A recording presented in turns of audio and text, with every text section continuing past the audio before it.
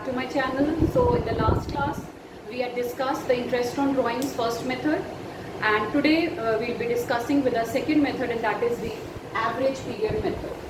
Now for the average period method to be applied, there must be two conditions which have to be satisfied so that you can apply this method. इस method को apply करने के लिए, average period method को apply करने के लिए हमारी दो कंडीशंस होती हैं जो सेटिस्फाई दोनों होंगी, दोनों कंडीशन सेटिस्फाई होनी चाहिए, तभी हम ये वाला मेथड लगा सकते हैं इंटरेस्ट ऑन ड्राइंग्स का। अगर इन दोनों में से एक भी कंडीशन सेटिस्फाई नहीं होगी तो हमें फिर जो हमने पिछले लेक्चर में डिस्कस किया था वहाँ पर हम प्रोडक्ट मेथड या सिंपल मेथड लगाएंगे।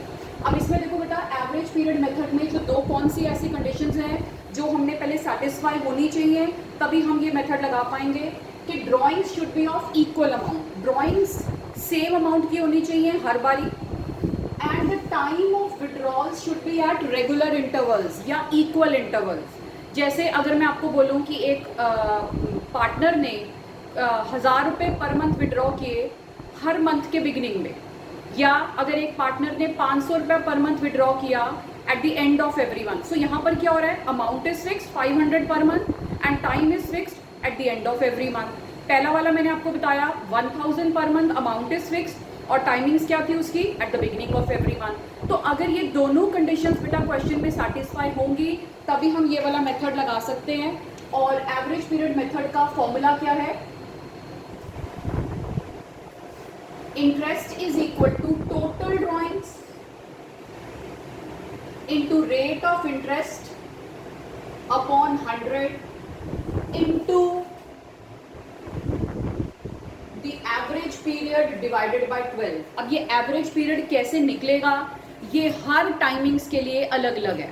तो एवरेज पीरियड को हम कैसे निकालते हैं, बुक में तो उन्होंने आपको फॉर्मूला भी दे रखा है डायरेक्टली, और इसको एवरेज पीरियड को डिराइव करने का पहले मैं आपको बताऊंगी, ताकि आप, अगर आपको एवरेज पीरियड पता चल गया कि एवरेज पीरियड कैसे डिनोट होता है या कैसे डिराइव होता है, तो आपको कोई भी लर्न करने की, कोई भी फॉर्मूला लर्न करने की ज़रूरत नहीं पड़ेगी।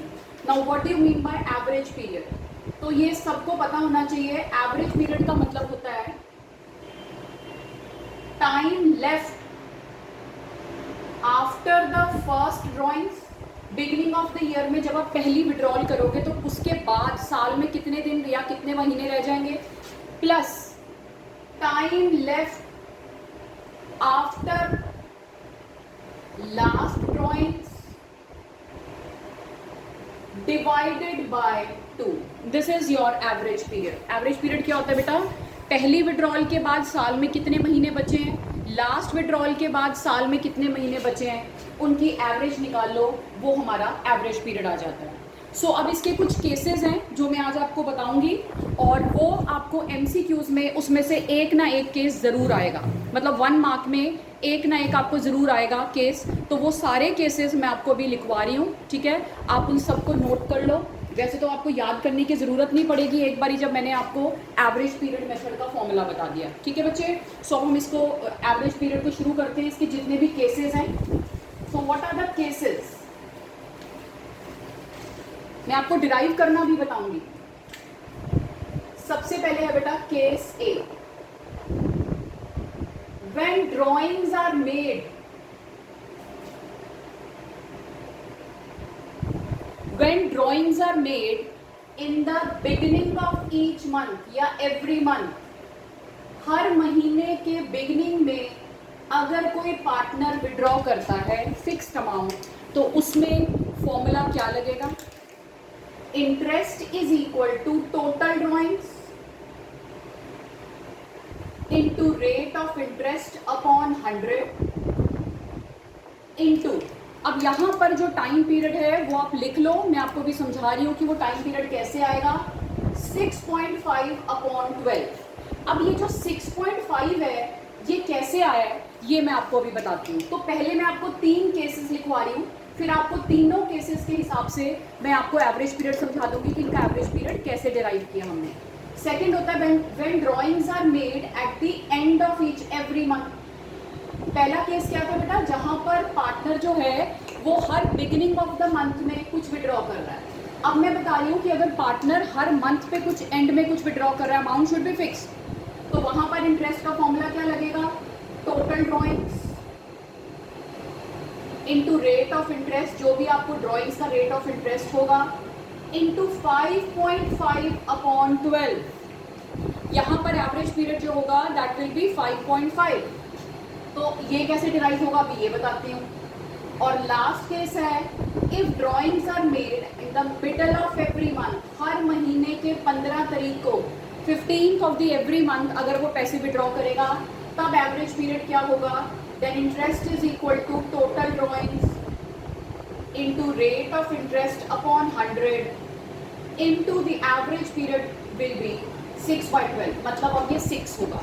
तो आपने एक चीज़ सबने देखी होगी बेटा, डिनोमिनेटर तो 12 ही रहेगा, बट ये जो मैंने 6.5, 5.5 एंड 6/12 निकाला है वो आपको मैं बता देती हूँ कि कैसे करना है। बेटा मिडल में तो इट इज 6/12 ओनली, ठीक है। अब आपको मैंने जो एवरेज पीरियड का फॉर्मूला बताया था वो क्या बताया था कि अगर कोई पर्सन, एवरेज पीरियड का क्या बताया था, ड्रॉइंग्स, अब देखो ये है जैसे, अब आपने यहाँ पे ध्यान से देखना है, ठीक है। मैं दूसरे से करती हूँ।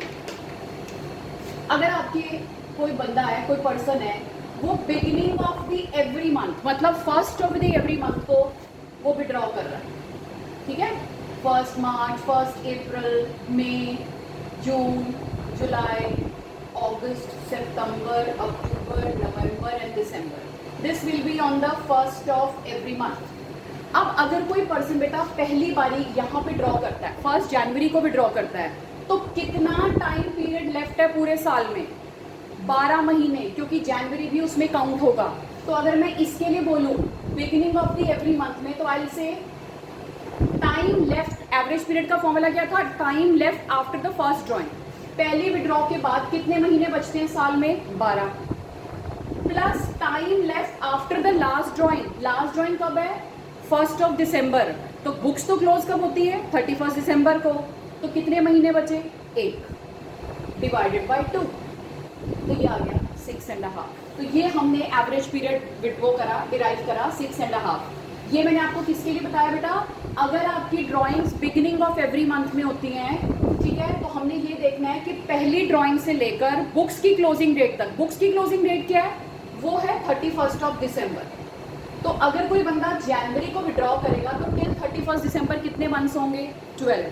और अगर कोई 1 दिसंबर को विड्रॉ करेगा, लास्ट ड्राइंग उसकी होगी, तो till 31 December we left with 1 month. So average period कहता है time left after the first drawing plus time left after the last drawing divided by 2।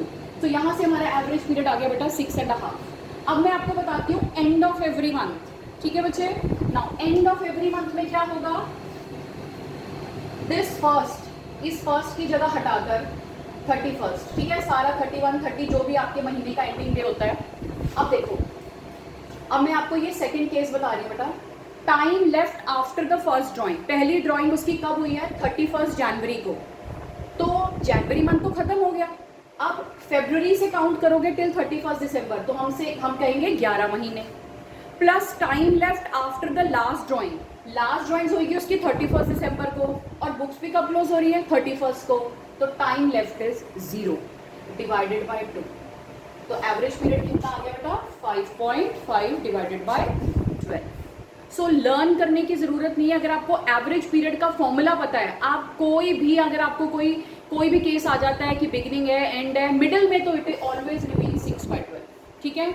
अब ये तो मैंने आपको एवरेज पीरियड के पहले तीन केसेस बताए थे कि beginning of every month, and of every month and middle of every month. अब इसमें जो एक बच्चे बहुत गलती करते हैं वो मैं आपको बता देती हूँ, टोटल ड्रॉइंग्स क्या होंगी इसके अंदर, ठीक है। सो टोटल ड्रॉइंग्स होती हैं बेटा, ड्रॉइंग्स पर मंथ इंटू 12। महीने में आप एक बारी कितना पैसा विड्रॉ कर रहे हो, जैसे मैंने एग्जांपल लिया कि कोई 500 पर मंथ विड्रॉ कर रहा है, तो 500 into 12 amount will be, total drawings तीनों में कितनी आएंगी, 6000। ये हमारे पहले 3 केस थे बेटा। अब हम करेंगे when drawings are made at the beginning of every quarter, at the end of every quarter and the middle of every quarter, ठीक है। तो ये हमारे अगले केसेस होंगे।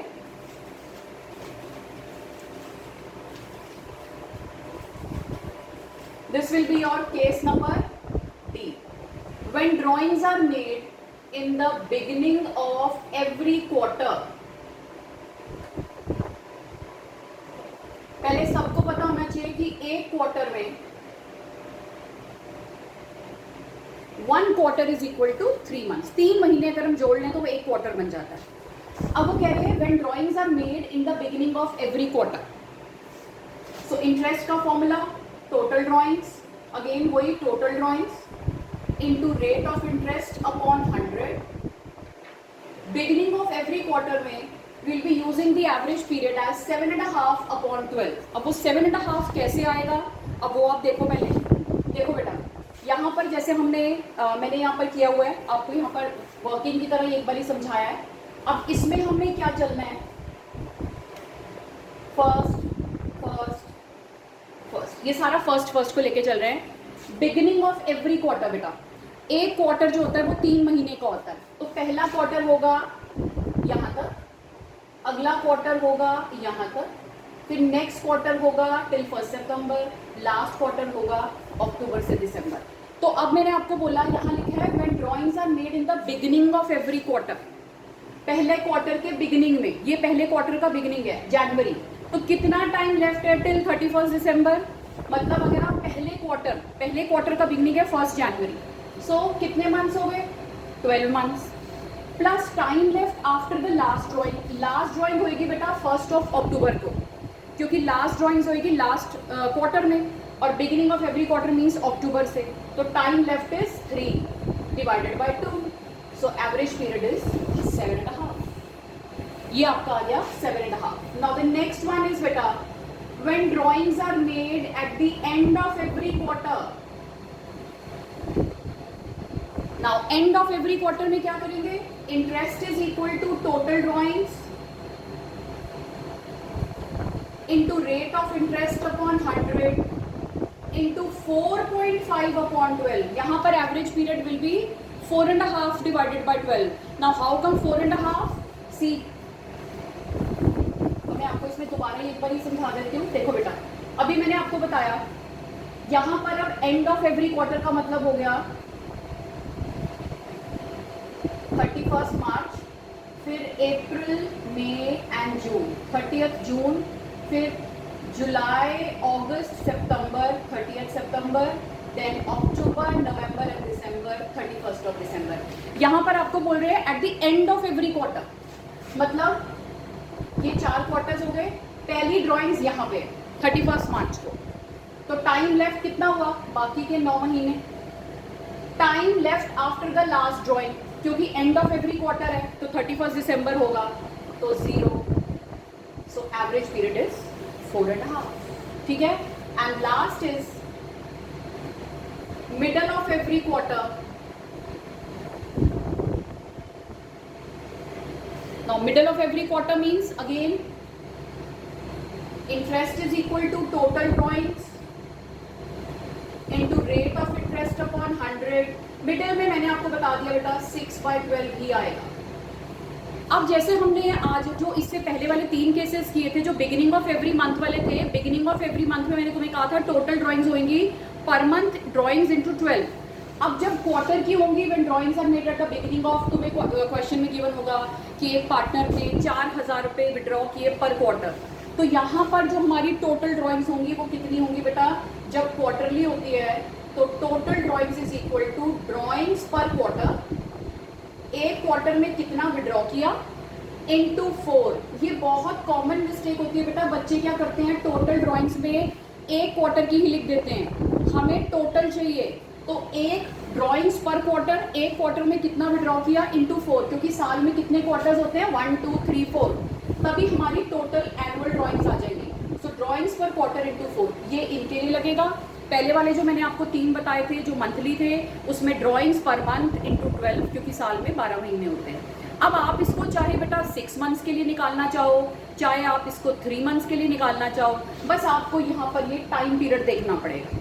ठीक है, तो ये आपको एक ना एक MCQ में ज़रूर आएगा, चाहे आपको थ्योरी व्यू पॉइंट से आ जाए कि अगर drawings eight the beginning of every month है तो बताओ एवरेज पीरियड कितना होगा, या आपको कोई प्रैक्टिकल बेस्ड क्वेश्चन आ जाएगा कि अगर एक पर्सन ने 1000 पर मंथ विड्रॉ किया है beginning of the every month में, तो बताओ उसकी टोटल ड्राइंग्स कितनी होंगी।